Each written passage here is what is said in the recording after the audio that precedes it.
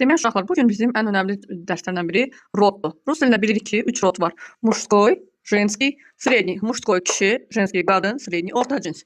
Və cinsi yadınızda qalsın. Sözün mənasına görə yox, sonuna görə təyin edirik. Kişi cinsi mужской rod sonu samitlə bitənlər, sonu ar-ilə bitənlər, sonu tel-ilə bitənlər. İki söz istisna: metel, külək, pastel, pastel. Küləyi pastelə kim salır? Qadınlar. Belə yadınızda saxlayın. Bunlar qadın cinsidir, iki sözdən başqa. Sonra bütün aylar yanvardan dekabra qədər bütün aylar hamısı kişi cinsidir. Peşələr, bir dənə учительница, müəllimə, bir də partniyaya, dərzi qadın dərzisi. Adətən çünki onların çoxsu qadındır da.